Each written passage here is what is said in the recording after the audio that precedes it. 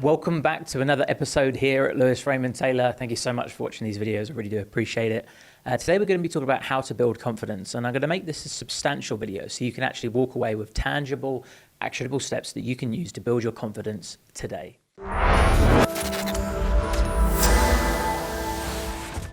And the first one is, you are a confident person. Sometimes you need to hear it from somebody else before you can tell it to yourself. I've had that experience. I needed someone to believe in me before I could believe in myself. It shouldn't have to be that way. We should be able to give ourselves that, but sometimes we just need to hear it. So you are a confident person. Now, the reason why I start with that is because the number one thing that stops people from being confident is the fact they say, I am not a confident person. Now, if you say that, you are assuming the identity of somebody who isn't confident and incapable of having confidence. Therefore, you will never try and improve it. You'll always assume that you're going to have that low confidence. And yeah, there'll be no progression or development because you are essentially limiting yourself to somebody who is not confident. I remember I used to be somebody who used to say, I will never change. I will never be like them. And I used to believe that because I just thought I was different from everybody else. And there were certain attitudes and behaviors and actions and values and beliefs and attitudes that I had that I thought would never change in a million years, but have. And that starts with understanding that we need to believe that they can be changed. So that's the first thing. If you're telling yourself you are not a confident person, I want to let you know that there's no such thing as a not confident person. You don't get born and it's like, right, this is a confident one, this is an unconfident one. This is simply a person who hasn't been able to establish skills within confidence. It's a learned behavior. It's something that we can develop. You can go from being the most shy, awkward person in the world to the most charismatic, outgoing, confident, highest version of yourself. And there is nothing stopping you from doing that other than a development of progression.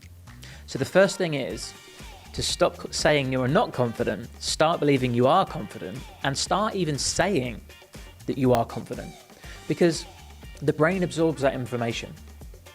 You might not realize, but every single thing you think, hear, see is going into your brain and being absorbed into your subconscious. Even if you're not thinking about it on a day-to-day basis, it will be absorbed. So if you are to tell yourself you are confident, you're starting your journey to become confident. So now it's time to tell yourself a new story, right? First of all, we started with, I am a confident person, right? And the reason why you probably believe you're not confident is down to another story, probably something that happened, probably something from primary school, or a particular play that you did, or a time where the teacher asked you to say something, and asked you to read something out of the book and you made a mistake and everybody laughed, and you've got this story playing.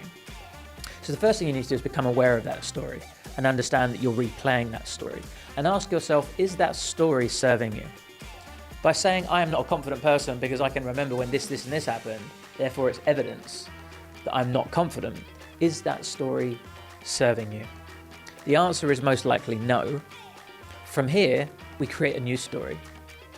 I am a confident person because, and now we need to explore all the things that you've done, which you have done, which are extremely confident.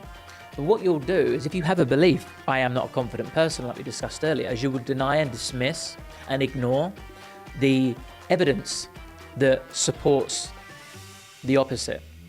And the reason why we do that is because the brain doesn't want contradiction. It doesn't want conflict. It's confusing and overwhelming. So if you have a belief, I am not confident, you will only see the information that supports you being not a confident person. So we need to go into your mind, and this can be done with a coach asking you a question, or you can ask it yourself and list out 5 things that you've done in your life that make you a confident person, or somebody who displays confident characteristics. And it might be hard at first because you're pushing against the resistance. That limiting belief of I'm not confident might have started when you were 6 years old. You might be 56 years old. So we're talking about a 50-year-old belief that we have to break down here, right? So there will be resistance and you will feel uncomfortable and you will draw a blank, which is why coaching is so powerful, because they really hold you accountable and they force it out of you. But really try and explore if this truly means something to you to build your confidence. You'll allow yourself to do this. Name 5 things, 5 scenarios, 5 times in your life where you have displayed some confidence. And you might be like, well, actually, there was that time at work where I stood up to my boss. There was that time where I went up to that guy after having a couple of drinks and, started chatting to him. That wasn't something I would usually do, but I did do it. And what you start to do is you start to create new information, and this new information creates a new belief and starts to create a new story in your head, one that serves you, one that's going to allow you to feel like a confident person. And the more stories you tell yourself about how you are a confident person based on true information, and the less power you start to give to those age-old information from probably things that happened decades ago, the more of a confident person you're going to start to feel. Now, I also want you to stretch your perspective of confidence. So say, for example, you've got a shy person here, and you've got a confident person here in the middle, which is the healthy equilibrium. And then you've got yourself, the arrogant person on the other end of the spectrum. Now, sometimes when people try and make steps to feel confident, make confident moves in their life, you could say, they don't stretch it far enough to make growth because they feel as though they're taking big steps. But because of their belief system, they're actually very small. So what I've done with former clients is I've said, for the next week, I want you to be as arrogant as you can possibly be. Now that's going to really, really make you feel uncomfortable because you don't want to be arrogant, which may be one of the reasons why you're not confident. That is actually sometimes a limiting belief that holds people back from being confident. I don't want to be confident because I don't want to seem arrogant. That's just simply a misunderstanding of language. They're two different things. But anyway, the reason why I ask people to be arrogant for a week is because they're not arrogant for a week. What they do is I ask them to tell me what they did, and they tell me things that display confidence. Because their perspective of arrogance is actually a normal person's confidence because they are way lower on the spectrum. Does that make sense? So sometimes we have to stretch it beyond where we perceive we want to be, and that will pull us back into that equilibrium. So try and be arrogant for a while. And even if you do push that boundary and you are a bit arrogant, you will feel very comfortable to take that step back into normal confidence. So give that a try. Go and be an arrogant so-and-so for a little while and see how that helps you. I think you'll find that you'll grow a lot from it. Another thing is what people think. Now this has got to be probably the biggest fear of everybody's, is caring what other people think about them, right? And I've explained this before, but I don't want this to be about what the video is about, so I'll quickly just break it down. The reason why we care what people think is there's a situation that occurs and we think that we're worried about that. Actually, what we're worried about is feeling unloved or judged or blamed or criticized or humiliated. And actually under that, we're scared of not being enough. And actually under that, we're scared of not being loved. And actually under that, we're scared of not being protected and looked after. And actually under that, we're scared of being outcasted from society and being vulnerable and out of our tribe, back in the day, and actually have the potential of dying for not having a tribe of people to support you. So the amygdala, the part of the brain that's responsible for your fear response, will be firing when you fear what these people think of you, because it taps into that age-old part of the brain that's trying to keep you alive. So first of all, realize that it's actually just a set of lies. That isn't actually the scary thing. There's something far deeper that's going on there. But the main reason why it doesn't matter, and it's so difficult to remind ourselves this, and everyone can fall into the trap of this, is feeling as though we're immortal. I'm not going to give you the whole, there's a 1 trillion chance that you're even on this planet, because that gets told every day, but it's true. But not only that, but life is fragile. And we're on this planet for a sliver of time. And in 3 generations from now, everybody you've ever met will have forgotten about you, including the people and the opinions that stopped you from being the person that you wanted to be. Fuck those people. Those people don't get the right to decide how you conduct your life, what you do, how you do it, who you are, how you come across. Whatever their opinion is their problem, not yours. You do you, boo. You do you. Now, I know that's easier said than done, but remind yourself that they will all be dead at some point, including yourself. And all that will matter is how you lived and how you spent the time on this planet. Another little tactic that you can use is to detach yourself from your own identity and assume a different persona. So this could be someone that you make up, call them a different name,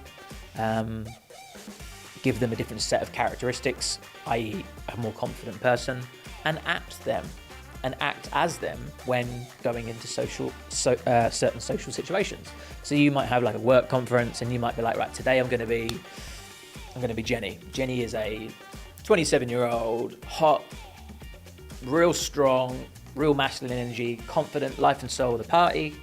I'm going to step into that. And you could actually physically step into that as well, actually. There is a technique where you can draw a circle on the floor and you can visualize and create this character. I know this sounds bizarre, right? We're talking about changing your brain here. This isn't going to be like simple, normal stuff.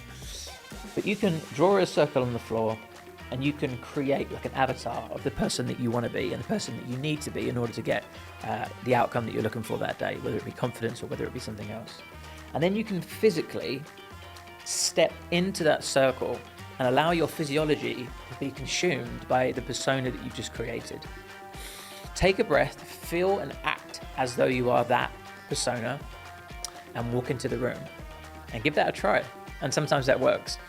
Other than personas, sometimes you could be like your heroes or the people you look up to or your mentors. So think of somebody that you respect and admire, that has the mindset and the behavioral characteristics that you wish that you could display, and act like them. Or ask yourself, what would they do in this situation? You know? And walk into the room or go onto the Zoom call or step onto social media and act as though you are that person. And it doesn't take long before that acting gets absorbed into your psyche and it becomes part of who you are. You would have heard fake it till you make it. I don't like that one because it seems inauthentic. But be it until you see it is exactly the same, but it sounds much better. Be the person that you want to be until you start to see it within yourself. You know, you're not just going to magically one day have these characteristics. We need to develop and practice them, right? And that's one way of practicing confidence. So the last one that I want to leave you on today is challenge yourself to be more confident. Now this is going to be the one that you might even leave the video now because you're like, this is the one I didn't want to hear. This is the part where he's going to ask me to do something and scare me, and I can see the drop-off rates and I'll be able to check. Listen to this bit, because this bit's important. Now you would have heard about your comfort zone, right? If you're in any sort of space in personal development, coaching, business, entrepreneurship, whatever, you know, you would have heard about these topics today. These aren't new to you, but these are things that maybe you haven't actually yet applied to yourself. But let's talk about your comfort zone. So you have your comfort zone, which is where people live because it's comfortable and it's easy. Then you've got your stretch zone, which is slightly stepping outside of those boundaries and taking some moves. Then you've got the growth zone, right? And the stretch zone feels uncomfortable and it feels as though you shouldn't be doing it. And the reason for that is you are breaking down your current belief system. You are contradicting your belief system. You know that belief system that says, I am not confident? It's getting told wrong. It's getting told it's wrong. And you will feel as though you are doing something wrong. So when you are in the stretch zone, the stretch stage, if you get this sensation of this doesn't feel right, please don't think it's not right. See that as an indication that you are growing, because you are in a place that you've never been before. And this place is an amazing place to be, because it's a place with more opportunity and less competition. And the reason why I say that is there's more opportunity because there's so much more potential for you to unravel. And there's less competition because there's less amount of people that are prepared to go there. And then after your stretch zone, you'll move into the growth zone and you'll start to develop these characteristics such as confidence. Now, there are different ways to do this. There are stepping into it slowly, which will give you a slow and steady growth, which is fine. Or there are extreme ways. So a slow way could be to message one stranger on Instagram and just say, hey, I love your profile, I love what you do, and I just wanted to let you know that. And that might be really like, oh my God, for you actually anyway. So that could actually be it's all a matter of perspective. So that could actually be a big thing for you. But you'll know what small is to you and you'll know what stretch is to you, like in terms of a big thing that you could do. A really extreme thing you can do, and I've seen someone do this, and I'm not recommending you do this, but I've seen someone actually do this, is I saw a guy dress up as a woman and stand on a podium in the middle of a shopping centre for hours. Now that might just sound like bizarre and you've just turned off and gone, Lewis, now you're just talking absolute rubbish. But can you imagine the amount of growth you got from that? Let me give you a little bit more of a realistic example. One of my clients actually, a long time ago when I was doing the one-to-one. She felt like she had a lack of confidence. Her dream was to be a musician. And her absolute fear was to play in front of people. Because it exposes so much. Am I good? Am I bad? Am I this, that, the other? You know, it tapped into so many things that it just overwhelmed her.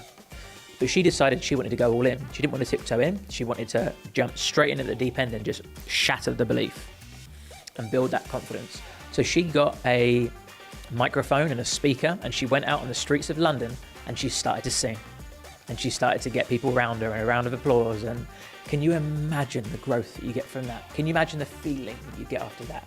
Can you imagine how confident you would feel after that and how insignificant the smaller things are in comparison to that would feel? So that's what I recommend everybody to do. Be extreme. Go to the right at the end of the spectrum. Force yourself to become confident. But you could also take little steps as well. It's completely down to you. So there's lots of information there. But the key is action. You have to take actionable steps. There's decisions to be made. There's perspectives to be seen. There's things to think about, and there's action to be taken. But if you can combine all of the things that I said there and actually apply them regularly over time, I'm not saying that will happen overnight. I'm not even saying that will happen in a month. It depends. Sometimes it can happen overnight. Sometimes it might happen over a few years. And this might be something that you steadily and gradually do. But I promise you, with a lot of experience in coaching now, having trained over 5,750 coaches myself, let alone personal coaching, that these things will make you the confident person that you are anyway. I've been Raymond Taylor. Thank you for listening. And always remember, you're in control and you are enough, you have enough, and you are loved enough.